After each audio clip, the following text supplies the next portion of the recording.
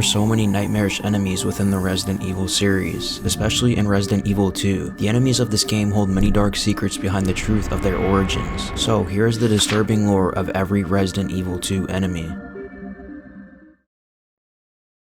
Zombies emerged once more when Raccoon City suffered a T-virus outbreak, following an incident that occurred at Umbrella's underground nest facility. The city's water supply became contaminated by the spilled virus, leading to a large number of infections overnight as citizens consumed the virus-riddled water. Before long, zombies were roaming the streets and attacking people, leading to the declaration of martial law and the intervention of the RPD and National Guard to quell the chaos in the streets. Even with the addition of the UBCS, this was not enough to restore order, as the undead quickly outnumbered the living and continued to multiply as they killed more people. By September 29th, Raccoon City had become a ghost town, with almost the entire population having been wiped out. The US government was forced to intervene, and the decision was made to sterilize the city via a missile strike in order to prevent the T-virus from spreading any further.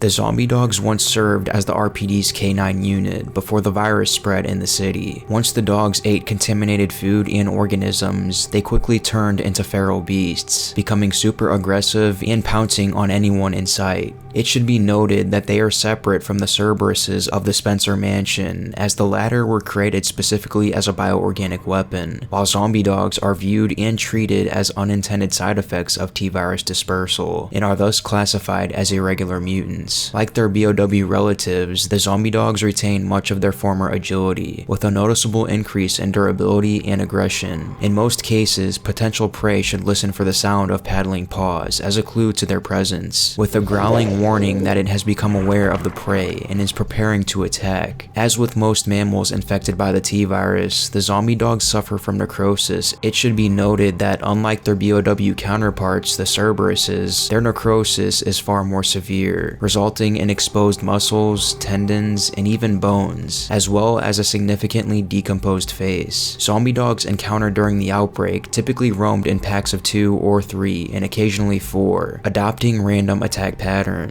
They frequently circled the prey before charging in with a leaping attack, pinning them to the ground and ripping their throat out. Lickers are an irregular mutant resulting from a rare secondary metamorphosis of zombies infected with an unnamed variant of the Epsilon strain. The exact causes and process of transformation into a licker is imprecise and often unpredictable, but typically affects zombies who have consumed large quantities of biomass to sustain their metabolism. The skin is shed, exposing the muscles. New muscle growth also takes place, giving lickers considerably stronger fighting abilities and agility compared to zombies. The skeleton is altered during the mutations, forcing lickers to walk on all fours, while allowing them to become agile hunters that can jump at prey. Similarly, their claws are strong enough that they can cling to walls and ceilings, allowing them to stalk prey below them. The eyes cease to function or are lost entirely, though the licker's sense of hearing is greatly increased to make up for their loss of sight. The licker's tongue has also developed to be several feet long, and is powerful enough to be used as a weapon, capable of slicing into flesh.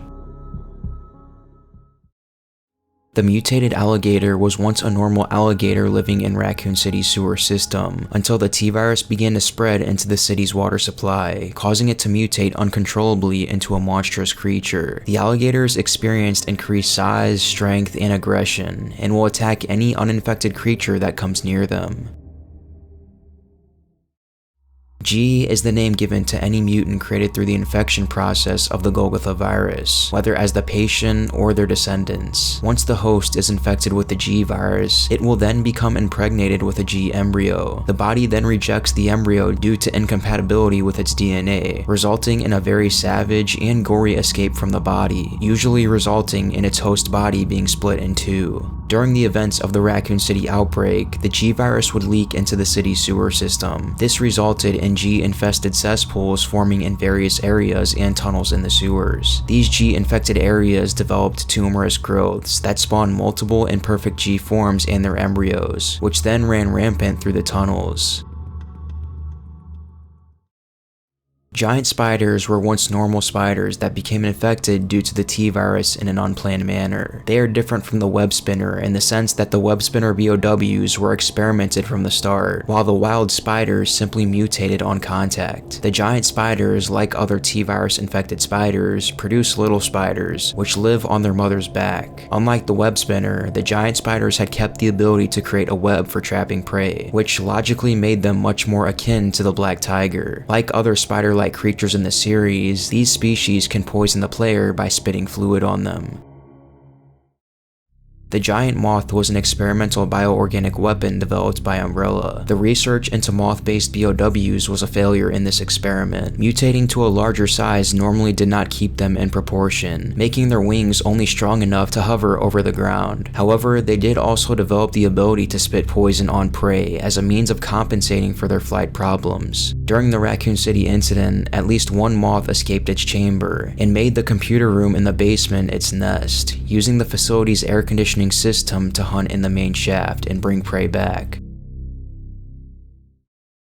IV zombies were an irregular mutation produced by Plant 43 that infected humans with its seedlings. During the outbreak, Umbrella's underground laboratory nest was put under lockdown due to William Birkin's rampage and the subsequent T-virus outbreak he unintentionally caused. As the lockdown suspended all activities within the facility, Umbrella researchers found that one of their experiments known as Plant 43 was beginning to change its behavior and grow increasingly hostile due to the lack of proper maintenance. As the lockdown prevented the team's proper maintenance of the creature, as well as being unable to produce epsilon gas to contain it, Plant 43 inevitably lashed out, killing many of the team before spreading into the ventilation shafts and adjoining rooms. As it attacked the researchers, Plant 43 had also implanted them with its seedlings. These mutated seedlings would then take root in the victims' bodies as a sort of parasite, and upon infection, come to widely alter their host's internal anatomy. This resulted in walking corpses infested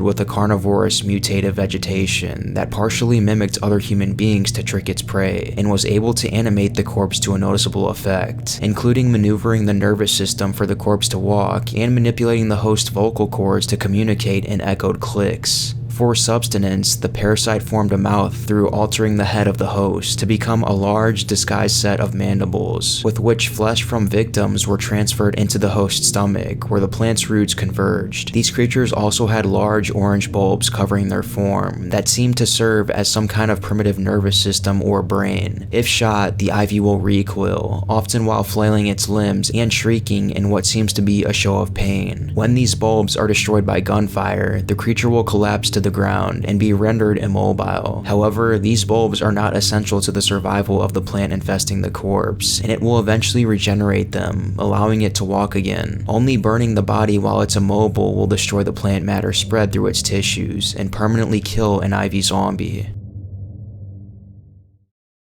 T-00 or Mr. X was a Tyrant that was cloned from the prior T-002 model, sent into Raccoon City during the outbreak, tasked with eliminating any survivors in the RPD station, as well as locating a sample of the G-virus and returning it to a designated pickup point. Either dropping into the police station or landing close by, T-00 was successful in entering the building. By this point, most police officers had already mutated into zombies, but he was eventually able to locate Leon and began to pursue him through the station. Once Leon was successful in fleeing the station, Mr. X then abandoned the empty area and headed to Nest with plans to retrieve a G-virus sample. Once the self-destruct system was set off in the lab, Mr. X suffered serious damage from fire and debris, causing his power limiter to deactivate, which led him to mutate into the Super Tyrant form. Shortly after, T-00 had caught up with Leon and confronted him on a lift, where a battle then commenced. However, this fight was short-lived once Ada tossed down a rocket launcher to Leon, allowing him to fire at the creature and obliterate it.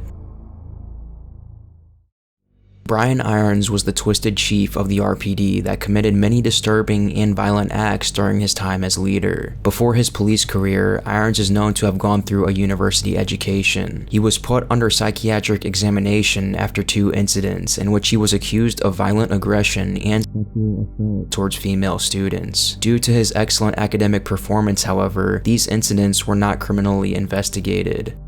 Upon graduation, Irons would join the Raccoon Police Department for his career and quickly rise up the ranks to become chief in early 1966, where he would then begin to develop a close relationship with Umbrella and help the company's true motives remain hidden through bribes. During this time, Irons was also known to have committed many murders due to his violent tendencies. The earliest known possible victim was his secretary, who quickly disappeared after uncovering evidence of bribes from Umbrella. However, this wasn't the end to his twisted acts, as only just a few months later, a total of 8 young women were snatched from the streets and apparently murdered in the city's sewers, though no bodies were found by RPD search parties.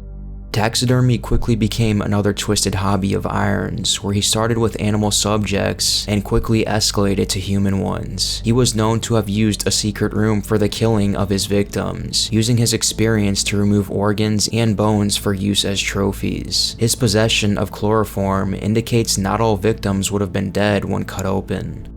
Following the T-virus outbreak in Raccoon City, Irons finally broke down mentally. Believing himself to be infected, he began giving confusing orders to the police officers to ensure that the entire precinct died with him. These orders included the looting of the arms locker and the dispersal of weapons to points across the building, which deprived officers of guns when those areas were overrun by zombies. Irons is also known to have hunted down survivors to speed up the process, with one account claiming he shot one police officer named Ed in the heart. Another victim of Irons' rampage was Catherine Warren, the daughter of the Raccoon City mayor Michael Warren, who had fled town without her.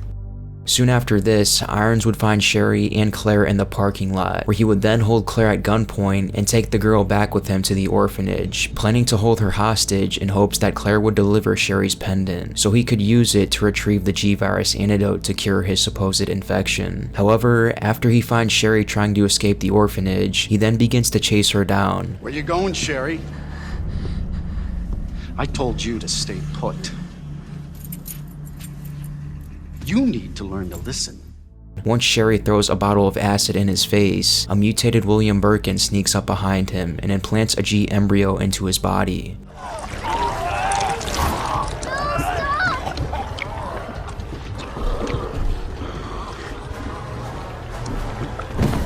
Once Claire arrived at the orphanage, she was quickly confronted by a wounded Irons. There, the G embryo rejected his body and forced its way out of his stomach, ending the dark and twisted tale of Chief Irons. Dr. William Birkin was a virologist who worked for Umbrella Pharmaceuticals to create many dangerous viruses. Once he created the G virus, the new strain quickly grabbed Oswald E. Spencer's attention, where he would then order Umbrella to build the Nest facility beneath Raccoon City to begin further testing. There, Birkin was chief researcher and directly led research into Golgotha with his wife Annette and a team of researchers, with unrelated BOW projects also conducted by other teams in the facility. The RPD chief Brian Irons received bribes to keep any investigations away from the lab and was given updates as to the research. Eventually, Birkin devised plans to betray Umbrella and would soon after enter talks with the US military to sell them the G-virus for their own bioweapons project in exchange for an asylum for him and his family. With G finally complete, the US military sent a team out to meet with Birkin. Having moles within the military, Umbrella HQ's suspicions were confirmed, and a USS squad was sent out on a race to confiscate the virus first. On the night of September 22nd, Alpha Team Leader Hunk arrived at the facility with a subordinate to obtain the virus. In the standoff, Birkin was gunned down with automatic fire after attempting to resist Alpha Team. This is my life's work. I'm not handing over anything. We have our orders, Dr. Birkin. I'll ask you one more time.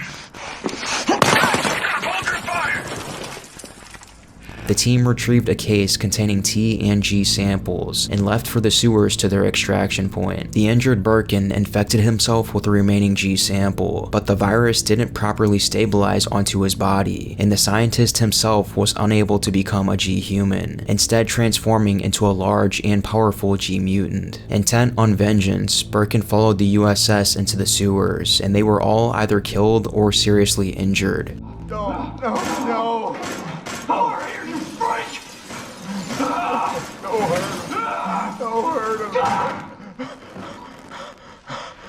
To guarantee no more samples were at risk of theft, Birkin ate the G samples. In the process, he also destroyed several T samples, allowing rats to consume them and spread the virus into the city's water supply. Over the next week, the city's population of 100,000 were either killed or infected, and the US military blockaded the city to prevent classified information relating to their dealing from getting out.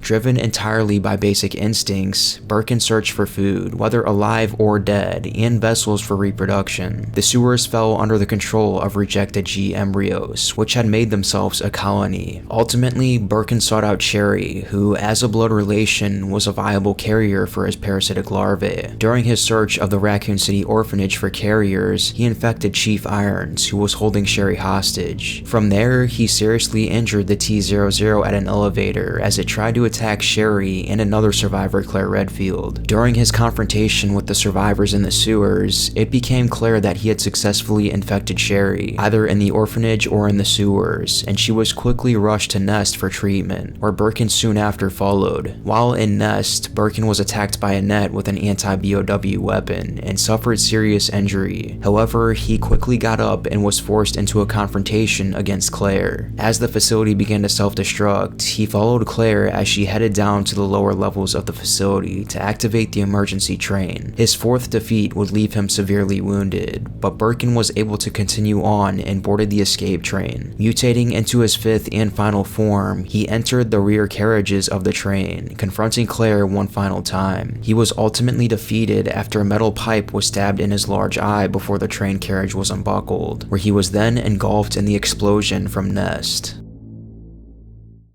Click this video here to find out the lore of every enemy from Resident Evil 3. Also, if you would like to support the channel further, consider becoming a member today. Thanks for watching.